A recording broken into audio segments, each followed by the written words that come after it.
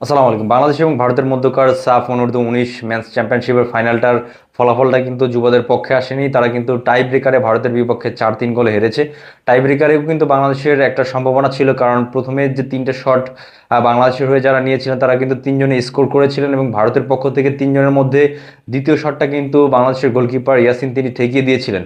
তো সেক্ষেত্রে কিন্তু বাংলাদেশে একটা শুট কিন্তু এক্সট্রা অ্যাডভান্টেজ ছিল। তবে শেষ দিকে এসে বাংলাদেশের যারা হচ্ছে 4 নাম্বার 5 নাম্বার শুট নিয়েছিলেন, বাংলাদেশের ক্যাপ্টেন 4 নাম্বার শুটটা নিয়েছিলেন, তিনি কিন্তু পোস্টে অর্থাৎ টপ কর্নারে রাখতে চেয়েছিলেন, তবে বলটা কিন্তু আসলে বারেই তিনি রাখতে পারেননি, এবং সেখানে কিন্তু তিনি মিস করার ফলে 4 নাম্বার শটটা যখন ভারতের পক্ষ থেকে নেওয়া হয়েছিল তারা কিন্তু স্কোর করেছিল এবং তারা কিন্তু সমতায় ফিরে। এবং 5 নাম্বার শটটা বাংলাদেশের পক্ষ থেকে রিফাত গাজী নিয়েছিল, তিনি কিন্তু একটা দুর্বল শট করেছিলেন, যেটা কিনা ভারতের গোলরক্ষক কিন্তু আটকে দিয়েছিলেন। পরবর্তীতে ভারতের 5 নম্বর শটটা তাদের ক্যাপ্টেন কিন্তু ঠান্ডা মাথায় বাংলাদেশের গোলকিকে বোকা বানিয়ে একটা সাইডে জাস্ট প্লেস করেছিলেন, এবং যার ফলে কিন্তু ভারত বাংলাদেশকে হারিয়ে তারা শিরোপাটা উইন করলো। এবং 90 মিনিটের খেলায় কিন্তু বাংলাদেশ ভালোই খেলেছে এবং ভারতও কিন্তু যথেষ্ট ভালো খেলেছে।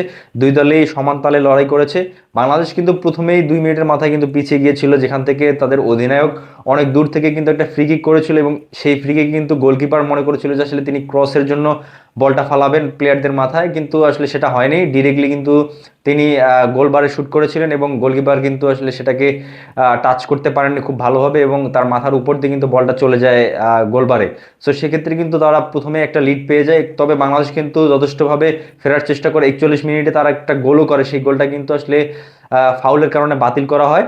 এরপরে গিয়ে বাংলাদেশ কিন্তু 60 মিনিটে আসলে জয়ের গোলে কামব্যাক করে, এবং বাংলাদেশ কিন্তু 1-1 সমতায় ফিরে আসে ম্যাচটাতে, এবং এরপরে কিন্তু হাড্ডাহাড্ডি একটা লড়াই হয়। অবশেষে পেনাল্টি শুট আউটে বাংলাদেশকে কিন্তু তারা 4-3 গোলে হারিয়েছিল। তবে এই ম্যাচটা ছাপিয়েও আমার কাছে মনে হয়েছে যে বাংলাদেশের যে কোচ রয়েছেন গোলাম রাব্বানি ছোটন, তিনি কিন্তু বরাবর আমি দেখেছি যে আসলে এই চ্যাম্পিয়নশিপের ম্যাচগুলোতে তিনি প্রত্যেকটা টিমের বিরুদ্ধে কিন্তু লং বল খেলার একটা চেষ্টা করছিলেন, এবং সেটাও কিন্তু আজকেও তিনি করার চেষ্টা করেছিলেন।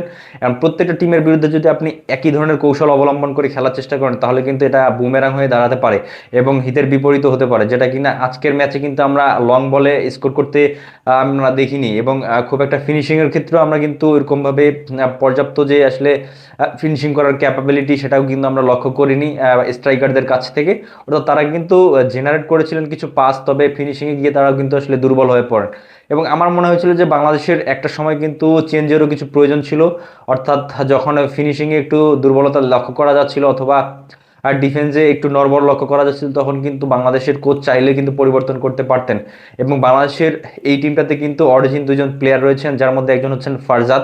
তিনি কিন্তু আমেরিকা থেকে এসেছিলেন, এবং তাকে কিন্তু এই টুর্নামেন্ট একটা ম্যাচেও 1 মিনিটের জন্য নামানো হয়নি। পাশাপাশি আব্দুল কাদেরকেও কিন্তু এই ম্যাচে নামানো হয়নি। আমার কাছে মনে হয় কোচের কিছু কিছু সিদ্ধান্ত খুবই বিরক্তিকর ছিল, এবং আমার মনে হয় এই বিষয়গুলো একটু খতিয়ে দেখা দরকার, যে আসলে কেন বাংলাদেশের কোচ এই ধরনের প্লেয়ারদেরকে সাইড বেঞ্চে বসিয়ে রাখছেন।